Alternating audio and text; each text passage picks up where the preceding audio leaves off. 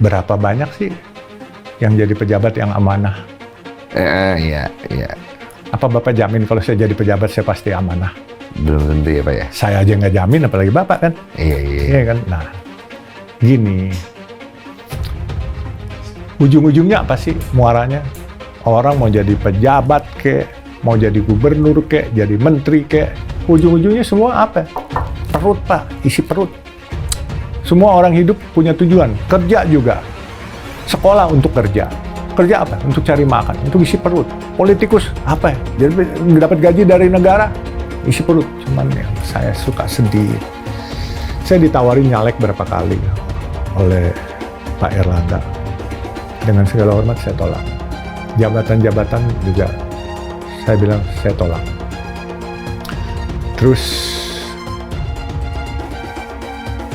dalam 2 minggu kemarin dari beberapa petinggi ada 2 orang yang ngomong bahwa saya dicalonkan untuk kepala daerah, terus dicalonkan wakil kepala daerah, terus bahkan 2 minggu kemarin ketemu Pak Erlangga, yang bersangkutan masih ngomong, Pak si Yusuf kenapa nggak diiniin? Terus Pak Erlangga bilang, ya nanti di Jakarta dia duet dengan kawan kita juga, seorang kepala daerah katanya untuk di sini. Gimana? Jadi nggak nih buat DKI? Wah jadi Pak katanya. Saya bilang Pak ampun jangan. Saya bilang. Terus udah teman saya pulang, terus saya makan sama Pak Erlangga. Beliau tanya, kenapa sih lu nggak mau?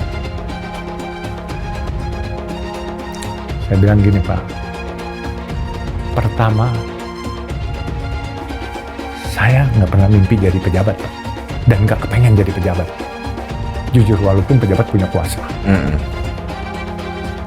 Apa alasannya? Pejabat kan 2 periode Pak. Kalau pengusaha kan mau 10 periode kagak apa-apa, saya masih bercandain dia. Saya nggak kepengen jadi pejabat. Saya akhirnya bilang sama Pak Erlangga, Pak, 1, kalau lu suruh gua kompetisi sama teman gua nggak mungkin mau. I never betray my friend. Saya tidak pernah mengkhianati teman saya. Saya bilang. Terus misalnya Pak, maaf Pak, saya bilang, kalau pilkada nanti, Pak Anies misalnya nggak lanjut ke presiden, Pak Anies jadi gubernur. Dia running gubernur. Saya berkompetisi dengan Pak Anies. Saya nggak pernah mau. Karena Anies not just only my friend. Jadi yang merasa dekat dengan Anies Baswedan itu tadi gitu. Dari ece pedagang warteg gitu, sampai Babah Alun. Sampai Muhammad Yusuf Hamka. Kenapa bisa banyak orang merasa dekat? Ya karena kebijakannya dekat dengan rakyat. Begitu gitu, logika mudahnya begitu. Kan kalau pura-pura merayat, ya nanti ketahuan kebijakannya anti rakyat. Misalkan kan begitu ya, kebijakannya pro oligarki. Gimana mau dibilang dekat dengan rakyat? Dekat dengan rakyat itu ya bukan lari-lari mendekati rakyat, apalagi salaman kemudian dianggap orang hebat, bukan. Tapi menunjukkan prestasinya, menunjukkan hasil karyanya, menunjukkan kebijakan-kebijakannya yang pro rakyat. Meski punya modal 100 triliun dan backingan kuat, sosok ini Yusuf Hamka tolak jegal Anies Baswedan. Alasannya ngena. Dikutip dari Hops.id, Yusuf Hamka dikenal sebagai konglomerat sekaligus politisi. Bos jalan tol tersebut tergabung dalam Partai Golkar. Dia mengenal baik Menteri Koordinator Bidang Perekonomian Indonesia sekaligus Ketua Umum Partai Golkar, Airlangga Hartarto. Muhammad Yusuf Hamka pernah menjadi bendahara tim kampanye nasional Joko Widodo dan Ma'ruf Amin.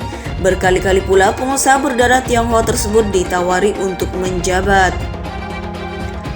Nggak main-main Airlangga Hartarto sendiri yang siap mengusung Yusuf Hamka. Tapi Babah Alun, sapaan Yusuf Hamka menolak tawaran tersebut mentah-mentah. Hal itu membuat penasaran Denny Sumargo. Kenapa nggak mau jadi pejabat sih Pak? Kan banyak yang nawarin, saya dengar-dengar. Kenapa Bapak nggak kepikiran jadi pejabat? Tanya Densu dikutip dari YouTube Curhat Bang Denny Sumargo pada Jumat 2 Juni 2023. Pengusaha mualaf yang dikenal dermawan dan rendah hati itu punya jawaban sendiri. Gini, Bapak lihat kan berapa banyak sih yang jadi pejabat yang amanah? Apa Bapak jamin kalau saya jadi pejabat saya amanah? Saya aja nggak jamin, apalagi Bapak kan? Jawab Yusuf Hamka. Dia lalu bercerita pernah ditawari menjadi calon anggota dewan beberapa kali. Cuma yang saya suka sedih, saya ditawarin jadi caleg beberapa kali oleh Pak Erlangga. Dengan segala hormat saya tolak. Jabatan-jabatan juga saya tolak terus, kata Baba Alun. Dia mendengar dari beberapa petinggi kalau dicalonkan sebagai kepala daerah hingga wakil kepala daerah. Sampai 2 minggu lalu Erlangga Hartarto masih ingin mencalonkannya. Teman Baba Alun juga mendukungnya.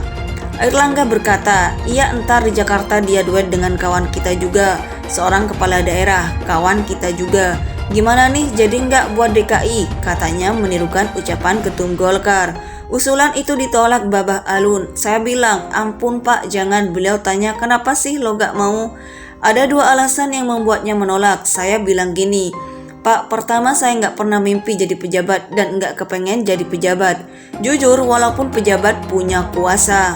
Dia juga enggan berkompetisi dengan teman sendiri. Saya akhirnya bilang sama Pak Erlangga, satu, kalau lo suruh gue kompetisi sama teman gue nggak mungkin mau.